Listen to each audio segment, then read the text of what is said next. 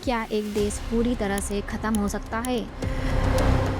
एक ऐसा देश जिसे दुनिया फेल स्टेट कहती है, जहां बरसों तक कोई सरकार नहीं थी, जहां समुद्र के लुटेरों का राज था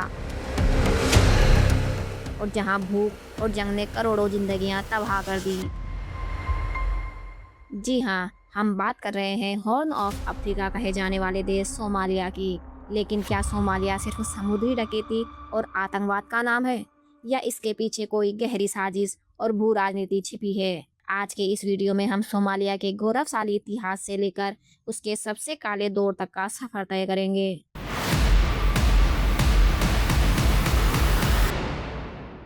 आज सोमालिया को देखकर यकीन करना मुश्किल है, लेकिन प्राचीन काल में इसे लैंड ऑफ पुंट कहा जाता था। यहाँ से प्राचीन मिस्र को सोना, लोबान और कीमती मसाले भेजे जाते थे। सोमालिया का समुद्री तट दुनिया के सबसे महत्वपूर्ण व्यापारिक रास्तों में से एक रहा है। अब हुआ क्या था कि 19वीं सदी में अंग्रेजों और इटालियंस ने इस देश पर कब्जा कर लिया। 1960 में सोमालिया आज़ाद तो हुआ, लेकिन आज़ादी के बाद शुरू हुआ सत्ता का खूनी खेल।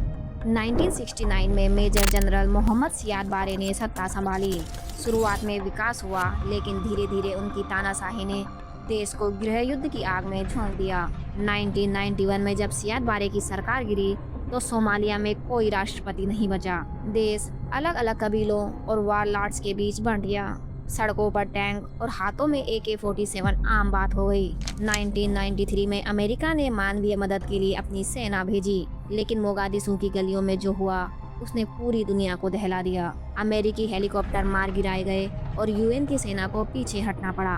इसके बाद सोमालिया को उसके हाल पर छोड़ दिया गया। अब सवाल आता है, सोमालिया के मछुआरे समुद्री लुटेरे कैसे बन गए? इसके दो बड़े कारण थे। पहला था अवैध मछली पकड़ना। सोमालिया में सरकार नहीं थी, तो विदेशी जहाज़ों ने उनके समुद्र से करोड़ों की मछलियां चोरी करना शुरू कर दिया। दूसरा कारण था जहरीला कचरा। कहा जाता है कि यूरोपीय कंपनियों ने सोमालिया के तटों पर रेडियो एक्टिव कचरा फेंकना शुरू किया, जिससे स्थानीय मछुआरों की रोजी रोटी खत्म हो गई। बदला लेने के लिए मछुआरों ने हथियार उठाए और जहाज़ों को पकड़ना शुरू किया।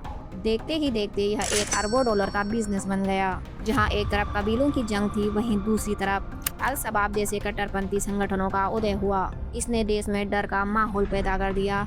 आज भी सोमालिया की सरकार इन संगठनों से लड़ाई लड़ रही है और इसमें अफ्रीकन यूनियन की सेनाएं उनकी मदद कर रही हैं। लेकिन दोस्तों, कहानी का एक दूसरा पहलू भी है। पिछले कुछ सालों में सोमालिया फिर से खड़ा हो रहा है।